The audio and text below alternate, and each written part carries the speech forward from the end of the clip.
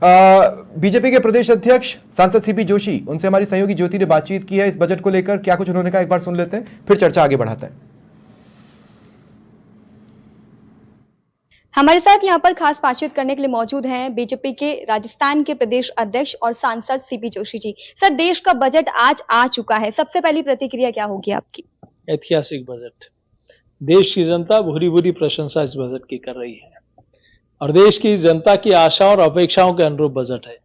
मैं सोचता हूं ये बजट इस देश के सर्वांगीण विकास की आधारशिला रखने वाला, जो नरेंद्र मोदी जी ने विकसित भारत के ध्येय को लेकर 2014 में यात्रा शुरू की थी, उस यात्रा को आगे बढ़ाने वाला बजट है।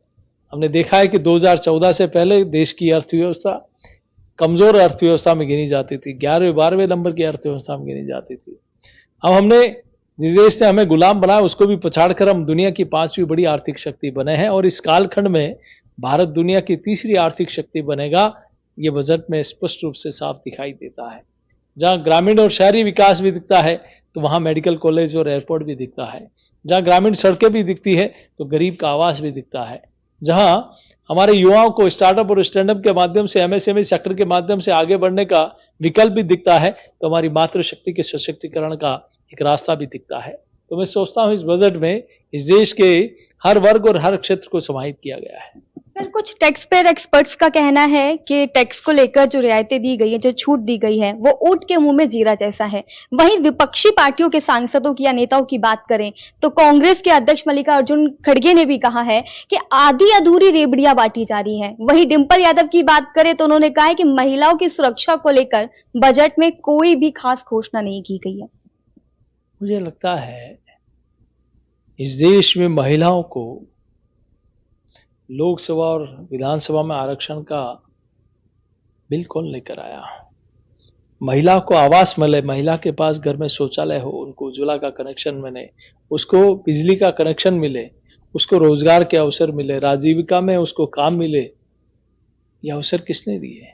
आज पहली बार बेटियां सैनिक स्कूल में जा रही है, आज पहली बार बेटियां सेना में अग्रणी भूमिका निभा रही है, सीआईएसएफ और सीआरपीएफ में पहली बार बेटियां आगे बढ़ चढ़कर काम कर रही है। तो ये मोदी सरकार में संभव हुआ। डिंपल जी को इसके बारे में थोड़ा ज्ञान ले लेना चाहिए।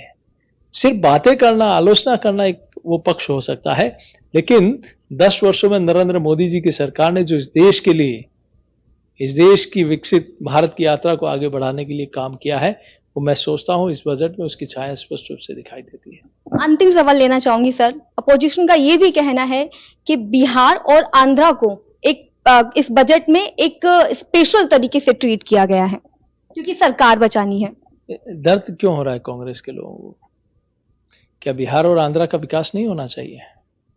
इतने वर्षों तक आपने पूर्वोत्तर राज्यों को अलग थलग कर दिया, तो क्या वहां का विकास नहीं होना चाहिए? इतने वर्षों तक आपने जम्मू कश्मीर को ऐसे ही छोड़ दिया, तो वहां का विकास नहीं होना चाहिए? तो स्पष्ट रूप से मोदी सरकार ने इन सारे राज्यों को, एक देश को अपना परिवार मानकर, 140 करोड़ जनता को अपना परिवार मानकर, इस देश के प्रत्येक हिस्से को अपना घर मानकर इस क्षेत्र के सर्वांगीण विकास का काम किया है। तो कांग्रेस को इसमें आलोचना नहीं करनी चाहिए। धन्यवाद हमें समय देने के लिए, हमसे बातचीत करने के लिए। तो ये थे मेरे साथ सीपी जोशी, दिल्ली से ज्योति सिंह, समाचार प्लस।